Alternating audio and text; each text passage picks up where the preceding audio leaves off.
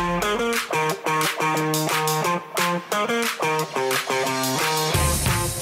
everybody, welcome to Leading for Life Stories Season 2. My name is Bob Judson and I'm your host for this podcast, and I'm absolutely delighted to have you here joining me. Thanks very much, and I really hope you enjoy what follows.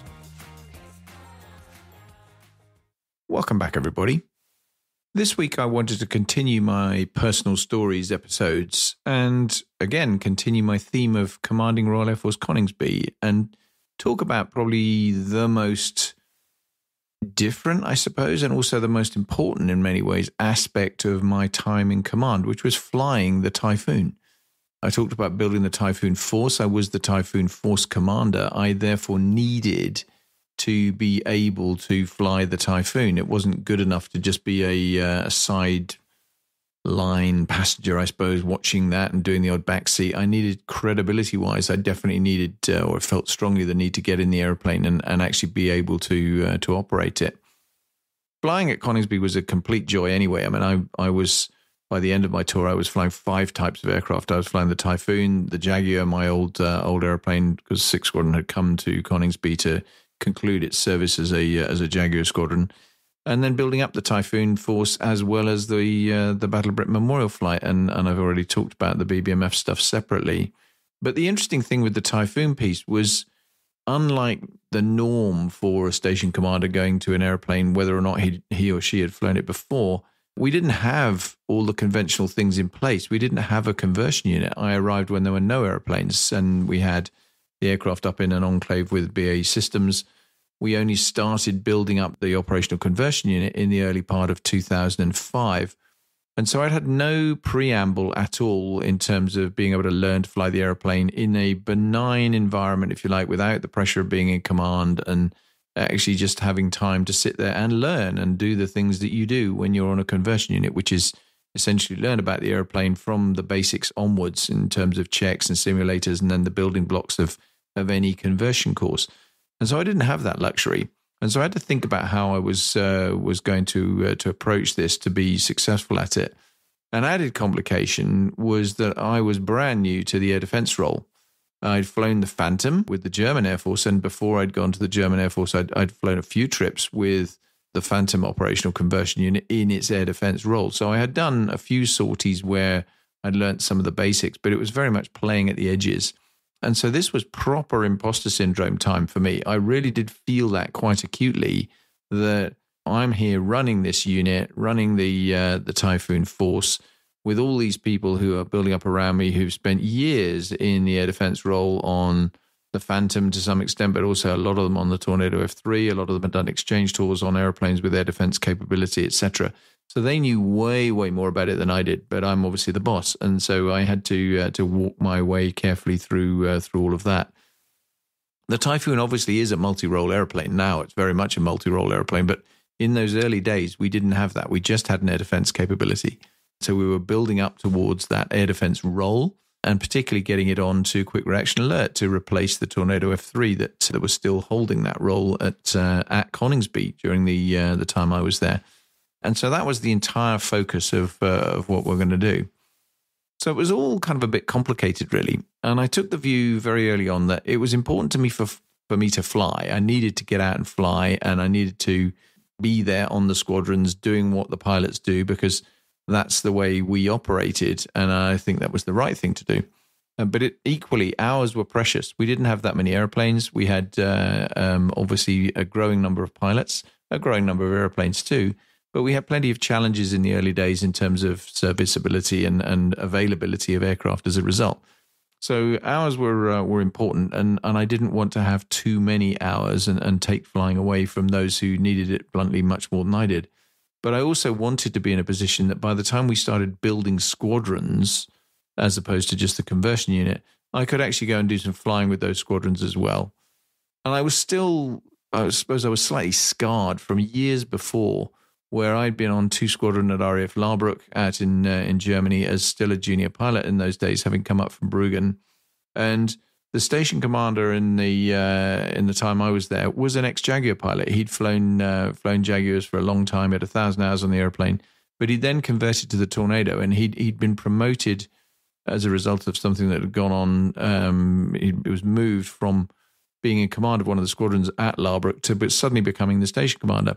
And he hardly ever came and flew on the Jaguar with us in one corner of the airfield. We had 3 Tornado squadrons and 1 Jaguar squadron. And we kind of felt a bit ignored by the station commander, which I always remembered. And I was very, very conscious not to be in that position. And that's particularly pertinent when the Jaguars arrived. And I'll talk about that on another episode. But it was also true from the Typhoon point of view. I thought it was really important that I was able to understand in detail what the airplane did, and that meant getting in it and flying it. And of course, I also wanted to do it. I mean, no two ways about that. Who wouldn't? It was a brand new airplane. It was a phenomenal airplane, and therefore it was really important to get there. But finding a way to make that work was important. And of course, I had a station to run. I had 2,500 people and a big unit and all the pressures that go with that. So what I decided to do was I actually deliberately stepped away from being in command of the station in May 2005. I started doing the convex. I did the ground school, and then I did some simulators, and then I started doing some flying. And I stepped away for a couple of weeks from late May to actually get myself into a position where I could properly focus on flying the airplane and not actually be distracted by all the other things that were going on. So I handed over the command of the station to my OC operations wing, which is just as though I wasn't there really. He was in charge, and I told him that, you just treat me as though I'm on leave or something else, and you have command of the base, which I think was completely the right thing to do, because it did enable me for at least a relatively short phase to focus entirely on doing what I needed to do, which was get stuck into Typhoon properly. And I did the ground school, and that was pretty straightforward. Done that a few times before.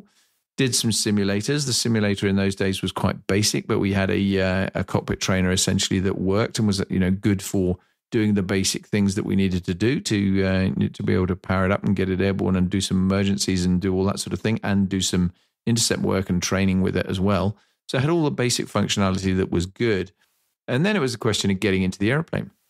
And I started the 3rd of June, which is the day before my birthday, was my first ever trip in a Typhoon, and I flew a backseat sortie on a 2v1, 2 of us versus 1 enemy, if you like, that we're fighting against.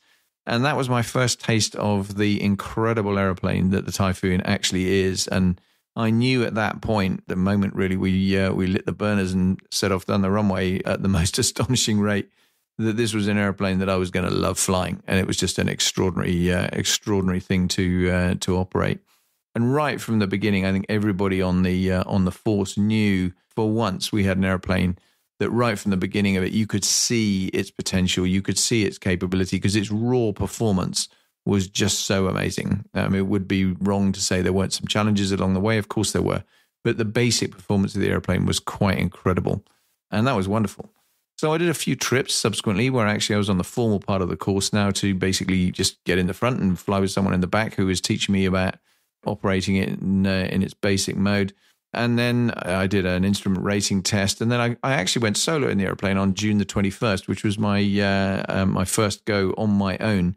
But at that point, we didn't have any single-seaters. So I flew in a 2-seater airplane with a so-called strapped back seat. You basically put an apron over the back seat to hold all the straps nice, neat and tidily and keep everything out of the way. And you do some checks to make sure everything's in the right place for you operating out of the front. You can just fly without somebody in the back seat. In most 2-seat, single-seat airplanes, so single-seat aircraft that have a 2-seat variant, that's the way they actually operate. And that was just immense. It was absolutely immense. And I'll come back to talking about the airplane specifically in just a second. But then eventually I got on September the 30th was my first single-seat Typhoon trip. And the single-seat Typhoon is a very, very different looking airplane to the 2-seater. It really did look like a proper beautiful airplane, and it was just wonderful to fly. And everything about it was just amazing. But in between those two times in June and then getting to September the 30th, I steadily started building up time. And what I did after that first initial sprint to get some basic ground school and simulators, and then to the convex phase, if you like, of flying the airplane out of the way. Then what I did was I actually did a few hours a month just to turn around and try and progress So I had the basic capability that I needed to be able to have eventually to go and fly with 3 Squadron, the first operational squadron when it started up. And that meant I focused on quite a lot of intercept work and learning how to do that, because I'd never had to operate with a radar, and apart from obviously I'd been in the Phantom with a radar, but the Navigator or the Wizzo in the German version did the radar. So it wasn't something I needed to do. And it was a bit of a kind of different experience to operate the radar completely new to me. The aeroplane itself was completely new as well. So all these things were interesting challenges. And also then building up to doing some basic fighter maneuvering and some combat, which as a Jaguar pilot, I'd done plenty of combat, but the Jaguar was not really a combat airplane. It didn't have a great turning circle. It didn't have a lot of performance. The Typhoon was everything that the Jaguar was not in that respect. It was extraordinarily capable, extraordinarily powerful.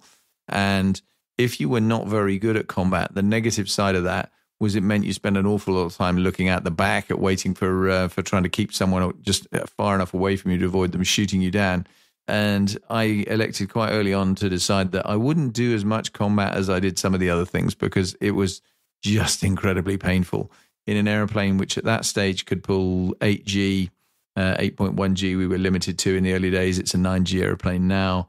And unlike most airplanes where, yes, you can pull that level and you do it occasionally, the Typhoon, with its really proper carefree handling and fly-by-wire system, you could go from 1G, so sat there as you normally are on the ground, to 8.1G effectively instantaneously. It was less than a second. You'd get the onset rate to get to that. So you had to be very careful. You had to manage your physical position in the cockpit and moving your neck and things like that with that incredible G load. So for those that are less familiar with that, and effectively what you're saying is everything about you weighs 8 times more. So your head weighs 8 times as much as it normally does.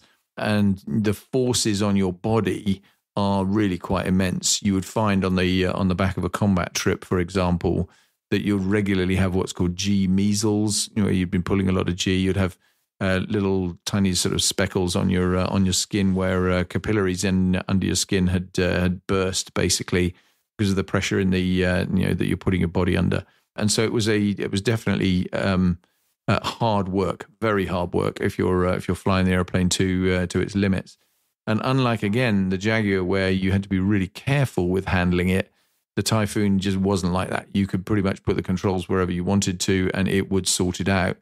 And that kind of takes me to handling the airplane bit, because I'd been used to an airplane where essentially someone had got a bucket of instruments and thrown them into the cockpit in the bucket, and they'd stuck where they landed, really. And if you look at a picture of a Jaguar cockpit, you'll see what I mean. I mean, it was a full of dials, switches, not all of them necessarily in the right and great ergonomic place, evolved over time with all sorts of complexity, lots of variation between different aircraft on the fleet and different capabilities that we had. And so it was a proper old school kind of airplane. The Typhoon was absolutely not that. It was a TV screen computer system, essentially, and it really was like a series of flying computers. So much so that one of the things we learned very early on in operating it was if you had problems during startup and something wasn't working quite right, one of the things we just did was just turn it all off, depower it completely, wait 30 seconds or so, and then repower it back on. And it was amazing how often that reboot literally cured the problem you had, and then off you went in the right direction. And no great surprise, because obviously just like starting up your normal home computer, this is just that on a much, much more sophisticated level, and everything's got to boot up in the right order. And it doesn't take much to derail that a little bit and have something that just says, no, actually, I'm not quite happy today. And it was very, very good at telling you what you had and what you didn't have, where the progression of the system, if you like, in terms of its startup mode, it was super, super simple. I mean, whereas the Jaguar startup procedure was quite a complicated sequence of switches and quite a lot of monitoring during startup, the Typhoon, essentially, you started the auxiliary power unit and then you put the throttles to idle and the engine started. It was essentially as simple as that. There really was basic. When you were doing the checks downwind in the circuit, where the Jaguar checks were quite a complicated sequence of things you had to do in the right order and get them all right. On the Typhoon, it was put the wheels down. and check that you had 3 Ds in the head-up display to show they were down, and 3 greens on the head-down display to show that all 3 wheels were down and locked. That was it. That was the check. You didn't even have a flap lever in the cockpit on a Typhoon because it was a fly-by-wire aeroplane. It put the controls and surfaces where it needed to have them to do whatever you were doing to at any particular phase of flight. If you took your hands off while you were flying, essentially it just stayed doing what it was doing. So it would hold the attitude you'd left it in. It had incredible performance. So if you're lining up for takeoff, most of the time would actually not use the reheat for takeoff. But if you did line up for takeoff in reheat, you had to line up further down the runway. So we didn't burn the arrestor cable that was sitting about 1,500 feet in, because that's where we'll be rotating to actually get airborne, which is extraordinary. I mean, as to be in a position where you're already at takeoff speed at that point. But even in dry power, we would get airborne typically after 3,000 feet or so of runway. You'd select 5 degrees nose up, you'd accelerate to 400 knots by the end of the runway, and then you'd select 20 degrees nose up and climb out in dry power at 20 degrees nose up. That's kind of performance I could only dream of from my previous experience, where there was just nothing resembling that at all in the Jaguar, or indeed the F4 in most modes. The F4 was a powerful airplane sometimes in some configurations, but nothing on the scale of Typhoon. And so that meant you had to be, probably the only thing you had to be careful about was not exceeding the speed limits, because obviously if you didn't select 20 degrees nose up after takeoff when you'd hit 400 knots, pretty quickly you were going to go through the sound barrier at low level in dry power. And that's not a very desirable thing to do over land in any country pretty much, but certainly not in the UK. And so we had to be quite careful about making sure you just kept up with the airplane. For your first few trips, we used to joke, you'll be sat on the tail. You wouldn't be in the cockpit because you're just frantically trying to get back in the cockpit to catch up with what the airplane's doing, because it was such high performance, such a fast airplane, and so much going on some of the time that managing the overall sort of situational awareness workload for you until you got on top of it was definitely a challenge, and a great one, because the aeroplane was really simple to fly and very, very high performance. And it meant that as the pilot, you could do what combat pilots are supposed to do, which is focus on the job in hand. And ultimately, for what we were doing, that was finding and then shooting down airplanes that we were aiming to go against. And it was good at that. And no question, it was very, very good at that right from the beginning. It was incredibly capable up to very high level. It was cleared up to 55,000 feet. We would take it up there quite regularly. We would work a lot against things like the Tornado F3, which was renowned for being very, very underpowered and underperforming.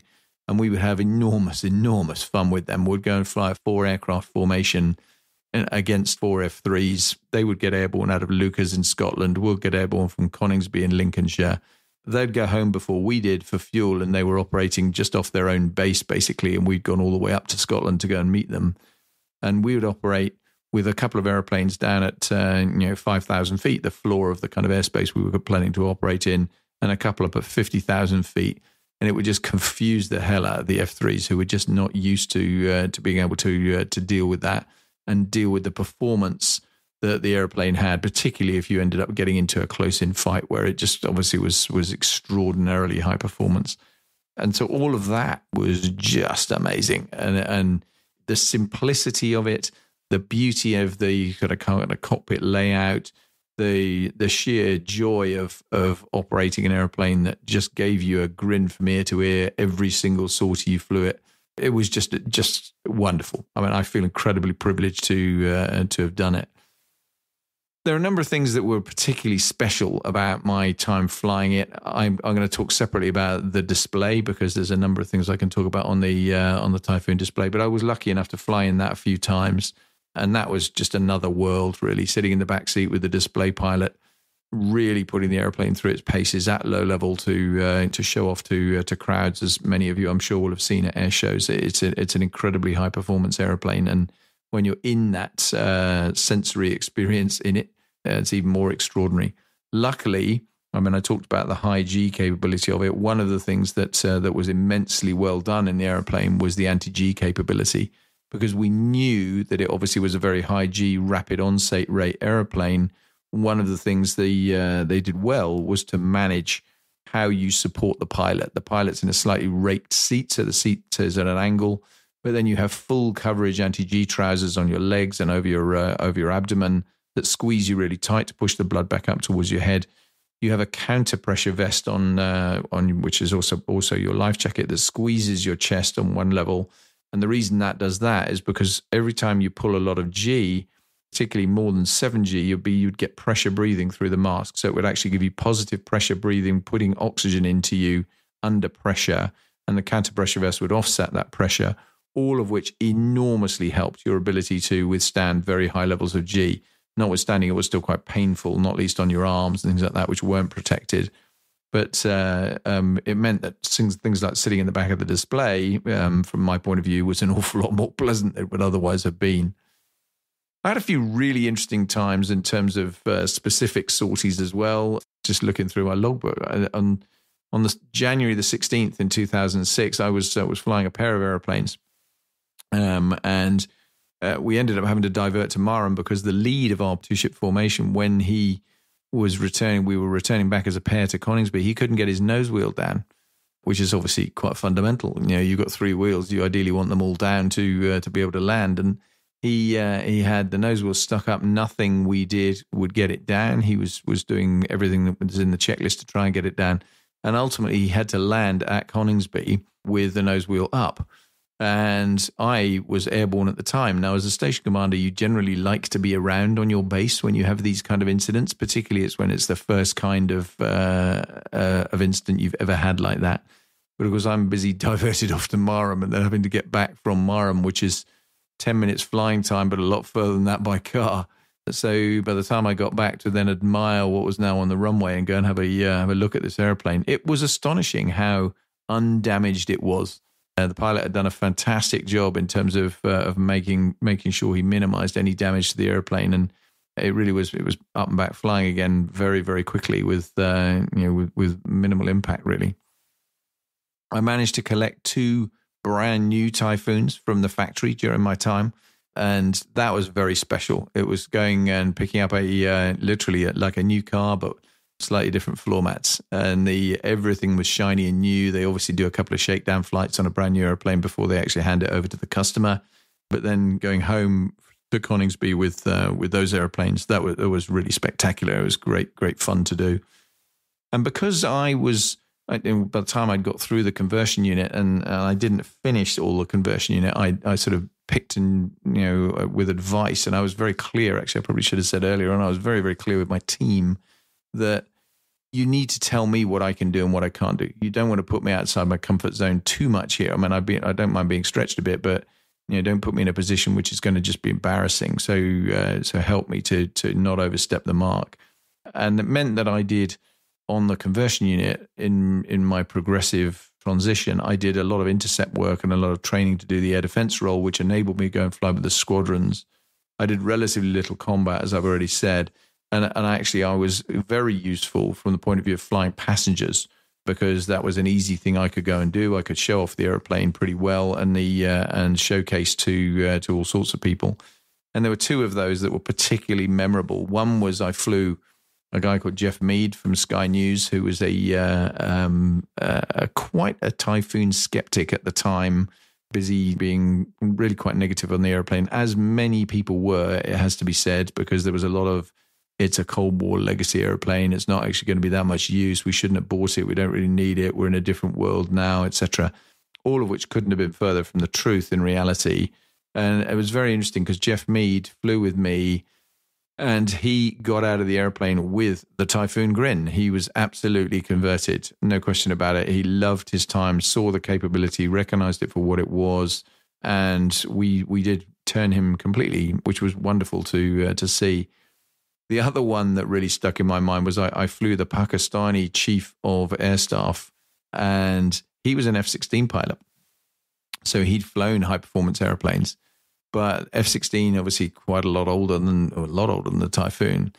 And we went, because you could, we went up to high Mach numbers, so we did about Mach 1.5 at 55,000 feet because you could. And I just said to him, right, okay, so, you have control and just do a full roll, give it a full deflection roll. And he was behind me, so I couldn't actually see him, but I could hear the incredulity in his voice that he's going, "What? You want me to do what?" And I said, yeah, just give it a full deflection roll. It'll be fine. Because ordinarily in most airplanes at that kind of altitude and that kind of speed, that is just not something you would entertain at all. But the fly-by-wire system on the airplane was so good, you could do exactly that. You could do aerobatics up at that altitude and speed without a second thought. And again, it was just great to watch, because it was highly amusing to see how impressed some of these passengers were when they got out of the airplane, and those were two great examples of that.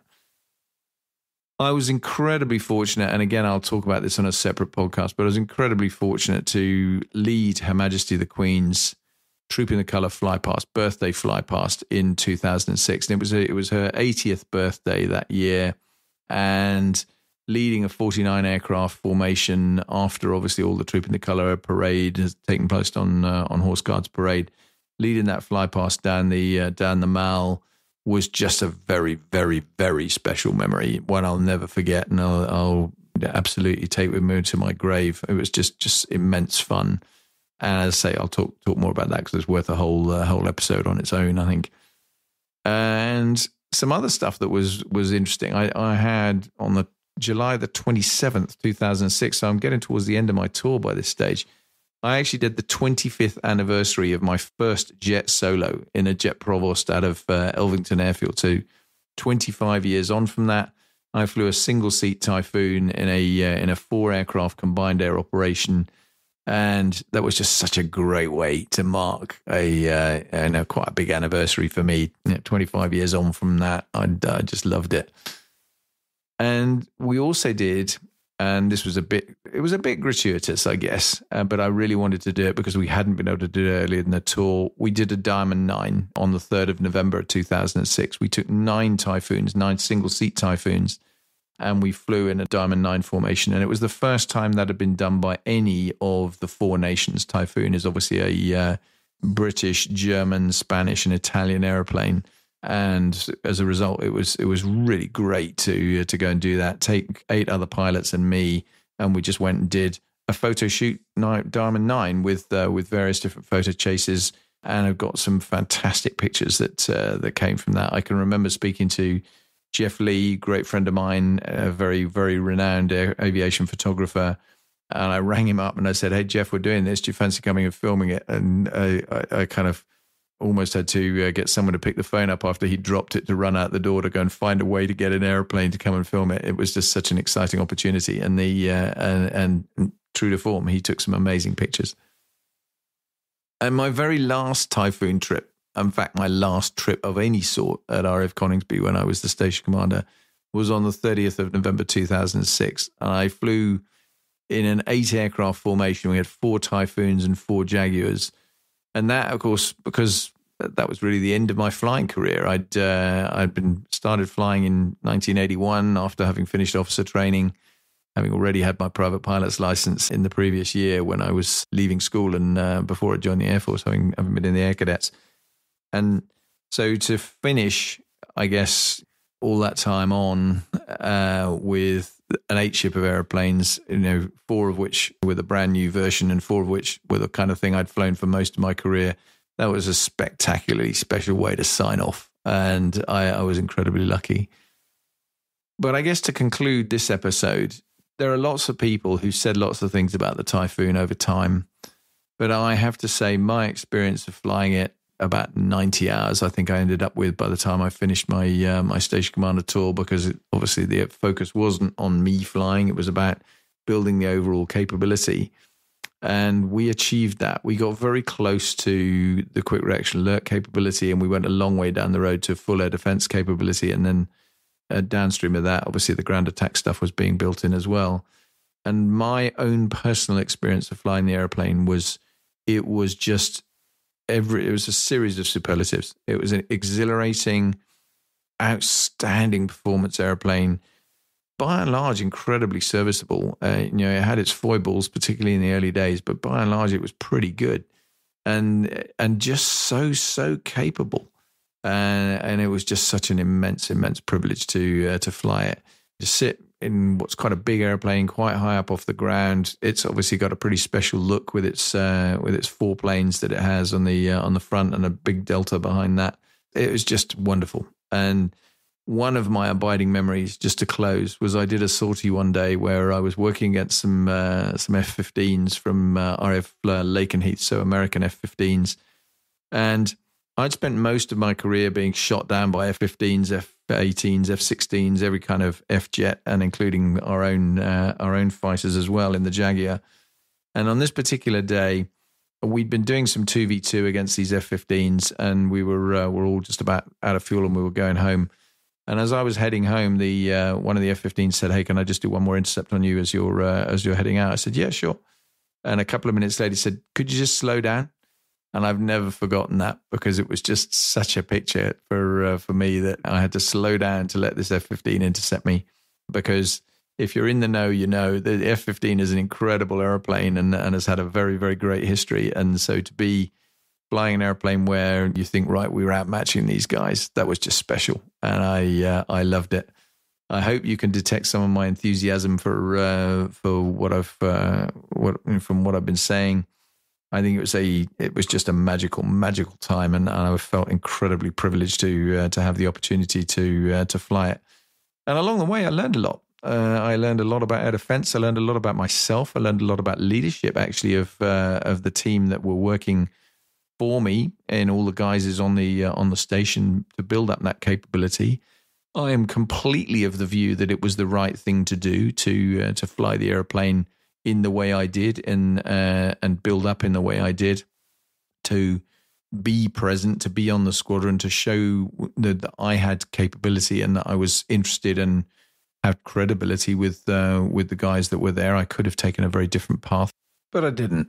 I chose to get stuck in, and I absolutely loved it. It was an amazing, amazing time, and I regret not 1 second of it, and I just wish I could have done it for an awful lot longer. That's it for this week. I hope you've enjoyed my rather gratuitous musings about my time flying the Typhoon, and I apologize if it's a bit flying focused and not very leadership focused, but I guess that was always going to be the clue, isn't the title? And I really hope you join me next week, and thanks very much indeed for listening. Bye now. I really hope you've enjoyed this story and indeed the other personal stories that I've been doing across the time I've been doing this podcast. I realize that some of them will be of interest, some of them won't be of interest, some of them will be more valuable than others. But if you enjoy them, please give me a review and share it widely with your friends out on social media, because it really helps to get the podcast a bit more visibility, to make it more successful in the round, and that would be hugely appreciated. If you do find it really useful and it's valuable, then please do consider actively supporting me via my Patreon site. You can find the links to that either in the show notes for each of the episodes on your podcast provider of choice, where it's a support the show link, or you can go to www.patreon.com/leading4, it's a number 4 life, and from there you'll find all the links. If you just support the show, that's great. But if you fancy a bit more content, then at the end of the day, if you become either a champion or a patron of the podcast, you will get a few extra things as well. And I'm looking more at how I make that more valuable to you over time. So thanks in advance. If you are up for that, I would be enormously grateful, because it helps make the podcast viable and continues to make it more likely that I'll be able to continue it. So thanks a lot. See you soon. Bye.